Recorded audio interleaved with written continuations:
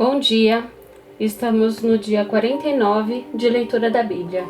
Começaremos com Hebreus capítulo 13. Os deveres sociais.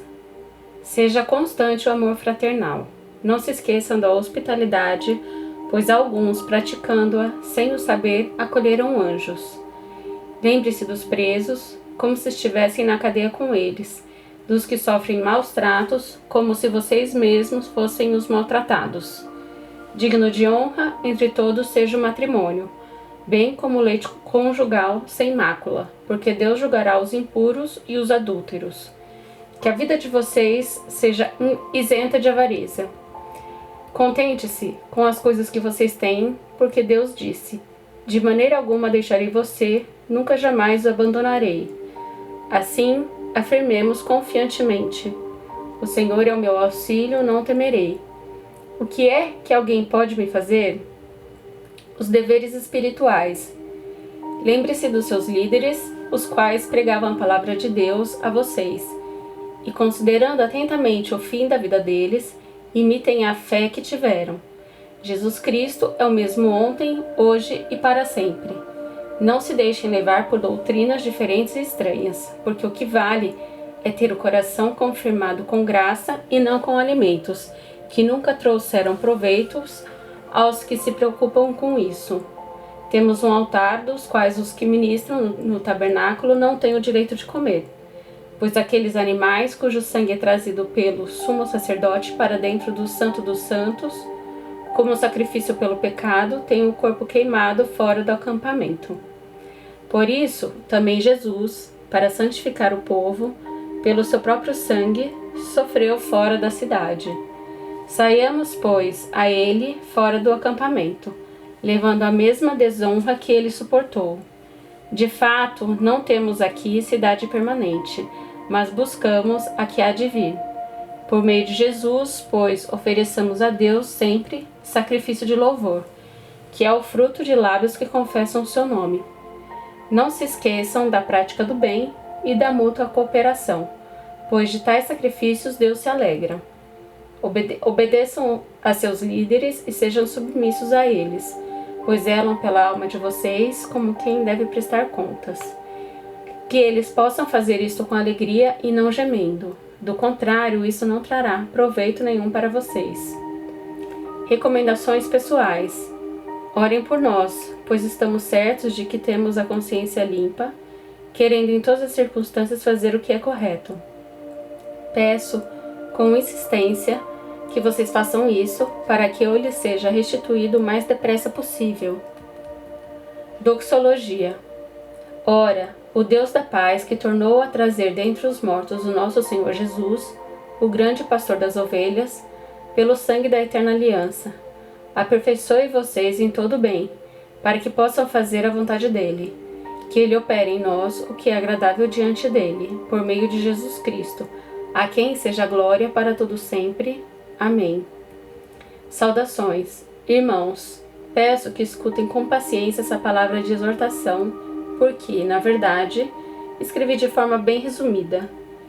Saibam que o irmão Timóteo foi posto em liberdade. Se ele vier logo, irei vê-los na companhia dele. Saúdem todos os seus líderes, bem como todos os santos. Os da Itália mandam saudações. A graça esteja com todos vocês. Êxodo capítulo 18. Jetro visita Moisés. Jetro, sacerdote de Midian, sogro de Moisés, ouviu todas as coisas que Deus tinha feito por Moisés e por Israel, seu povo. Ouviu como o Senhor havia tirado Israel do Egito. Jetro, sogro de Moisés, foi até ele, levando consigo Zípora, a mulher de Moisés, depois que este a havia enviado até ele, juntamente com os 2 filhos dela. Um dos filhos se chamava Gerson, pois Moisés tinha dito: fui peregrino em terra estranha. O outro se chamava Eliezer, pois Moisés tinha dito: o Deus de meu pai foi a minha ajuda e me livrou da espada de Faraó. Jetro, o sogro de Moisés, juntamente com os filhos e a mulher deste, veio a Moisés no deserto onde estava acampado, junto ao monte de Deus. E Jetro mandou dizer a Moisés: eu, seu sogro Jetro, estou chegando com a sua mulher e os seus 2 filhos. Então Moisés foi ao encontro do sogro, inclinou-se e o beijou. E, indagando pelo bem-estar um do outro, entraram na tenda. Moisés contou a seu sogro tudo o que o Senhor havia feito a Faraó e aos egípcios por amor de Israel, e todas as aflições que enfrentaram no Egito, e como o Senhor os havia livrado. Jetro ficou contente com todo o bem que o Senhor havia feito a Israel, livrando-os das mãos dos egípcios, e disse: Bendito seja o Senhor, que libertou vocês das mãos dos egípcios e da mão de Faraó. Agora sei que o Senhor é maior do que todos os deuses, porque livrou este povo das mãos dos egípcios quando agiram arrogantemente contra o povo. Então Jetro, sogro de Moisés, ofereceu um holocausto e sacrifícios a Deus. E Arã e todos os anciãos de Israel vieram para comer com o sogro de Moisés, na presença de Deus. A nomeação de auxiliares. No dia seguinte, Moisés sentou-se para julgar o povo, e o povo estava em pé diante de Moisés desde a manhã até o pôr do sol. Quando o sogro de Moisés viu tudo o que ele fazia ao povo, perguntou: Que é isso que você está fazendo ao povo? Por que você fica sentado sozinho e todo o povo está em pé diante de você, desde a manhã até o pôr do sol? Moisés respondeu ao seu sogro: É porque o povo vem a mim para consultar a Deus. Quando eles têm alguma questão, vem a mim, para que eu julgue entre um e outro, e eu lhes dou a conhecer os estatutos de Deus e as suas leis.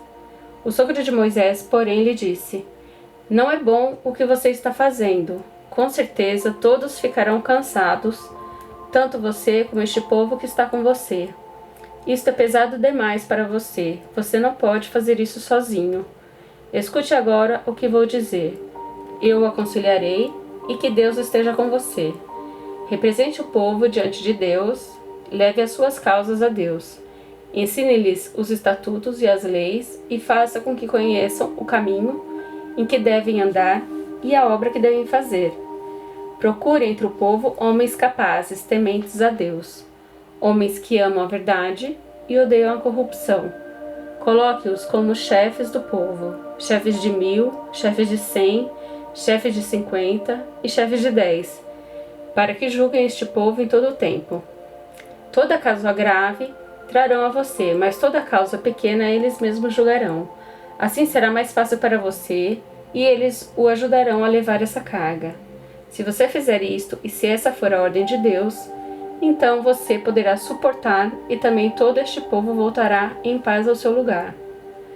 Moisés atendeu às palavras de seu sogro e fez tudo o que este lhe tinha dito.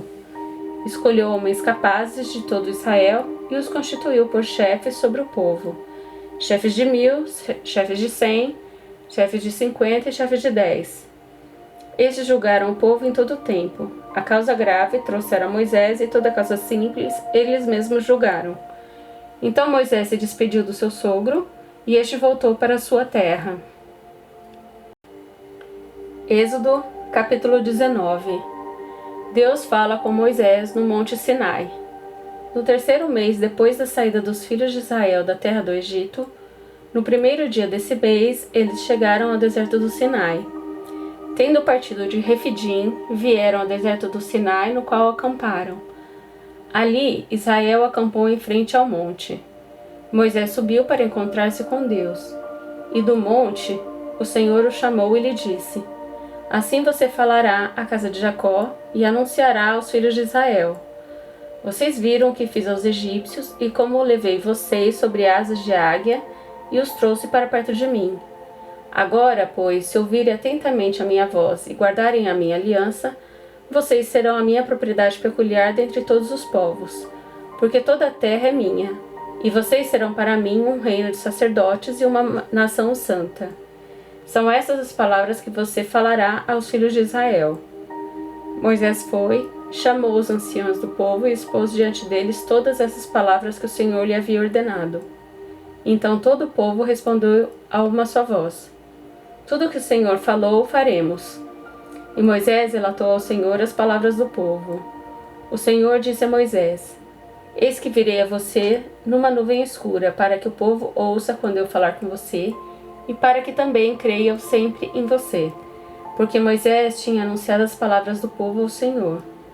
E o Senhor disse a Moisés: Vá ao povo e consagre-o no dia de hoje e amanhã, que eles lavem as suas roupas e estejam prontos para o terceiro dia, porque no terceiro dia o Senhor, à vista de todo o povo, descerá sobre o monte Sinai.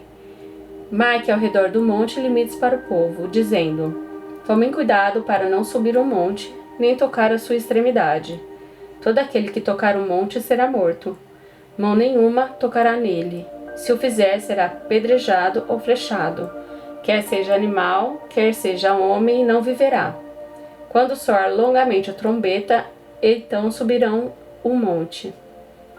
Moisés desceu do monte para junto do povo e consagrou o povo, e lavaram suas roupas. E Moisés disse ao povo: Estejam prontos no terceiro dia, que até lá ninguém tenha relações com a sua mulher. Ao amanhecer do terceiro dia, houve trovões e relâmpagos. Uma espessa nuvem cobriu o monte e ouviu-se um forte som de trombeta, de maneira que todo o povo que estava no arraial tremeu de medo. E Moisés levou o povo para fora do arraial, ao encontro de Deus, e puseram-se ao pé do monte. Todo o monte Sinai fumegava, porque o Senhor havia descido sobre ele em fogo. A fumaça subia como a fumaça de uma fornalha, e todo o monte tremia com violência. E o som da trombeta ia aumentando cada vez mais. Moisés falava, e Deus lhe respondia no trovão. O Senhor desceu sobre o monte Sinai, sobre o alto do monte. O Senhor chamou Moisés para o alto do monte, e Moisés foi até lá. E o Senhor disse a Moisés: Desça e avise ao povo que não ultrapasse o limite até o Senhor, para vê-lo, para evitar que muitos deles sejam mortos. Também os sacerdotes que se aproximam do Senhor devem se consagrar, para que o Senhor não se volte contra eles. Então Moisés disse ao Senhor: O povo não poderá subir o monte Sinai, porque tu nos advertiste, dizendo: Marque limites ao redor do monte e consagre-o. E o Senhor respondeu: Vá, desça, depois você subirá, e Arão virá com você. Porém, os sacerdotes e o povo não devem ultrapassar o limite para subir ao Senhor, para que Deus não se volte contra eles. Então Moisés desceu ao povo e lhes disse tudo isso. Provérbios, capítulo 8. A excelência da sabedoria. Por acaso não clama a sabedoria? E o entendimento não faz ouvir a sua voz? A sabedoria se coloca no topo dos lugares elevados, junto ao caminho, nas encruzilhadas das veredas, junto aos portões, à entrada da cidade. À entrada dos portões, ela está gritando: É para vocês, homens, que eu clamo, e a minha voz se dirige aos filhos dos homens. Vocês, ingênuos, entendam a prudência, e vocês tolos entendam a sabedoria. Escutem, pois falarei coisas excelentes. Os meus lábios dirão o que é reto, porque a minha boca proclamará a verdade, e os meus lábios detestam a maldade. Todas as palavras da minha boca são justas, não há nelas nenhuma coisa torta, nem perversa.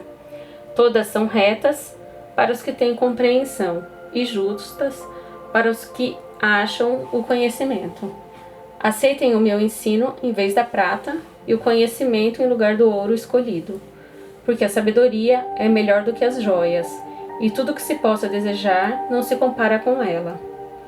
Eu, a sabedoria, moro com a prudência e disponho de conhecimento e de conselhos. O temor do Senhor consiste em odiar o mal. Eu odeio a soberba, a arrogância, o mau caminho e a boca que fala coisas perversas. Meu é o conselho e a verdadeira sabedoria. Eu sou o entendimento, minha é a fortaleza. Por meio de mim, os reis governam e os príncipes decretam justiça.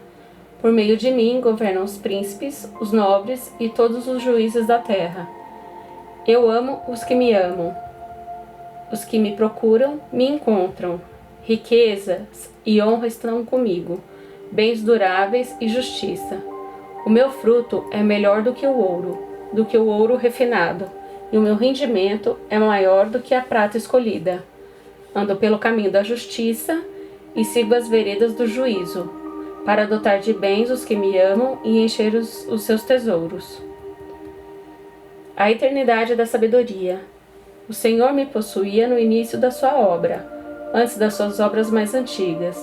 Fui estabelecida desde a eternidade, desde o princípio, antes do começo da terra. Nasci antes de haver abismos, quando ainda não havia fontes carregadas de águas, antes que os montes fossem firmados, antes de haver colinas, eu nasci. Deus ainda não tinha feito a terra nem os seus campos, nem sequer o princípio do pó do mundo. Eu estava lá quando ele preparava os céus, quando traçava o horizonte sobre a face do abismo. Estava lá quando ele firmava as nuvens de cima, quando estabelecia as fontes do abismo, quando fixava ao mar os seus limites para que as águas não transgredissem a sua ordem. Quando ele compunha os fundamentos da terra, eu estava com ele e era o seu arquiteto. Dia após dia, eu era sua alegria, divertindo-me em todo o tempo na sua presença, divertindo-me no seu mundo habitável e achando alegria junto aos filhos dos homens. Agora, meus filhos, escutem o que eu digo, porque felizes são os que guardam os meus caminhos. Ouçam o ensino, sejam sábios e não rejeitem. Feliz é aquele que me ouve, vigiando dia após dia diante das minhas portas, esperando na entrada da minha casa. Pois quem me encontra, encontra a vida e alcança favor no Senhor. Mas que peca contra mim, violenta a própria alma. Todos os que me odeiam amam a morte.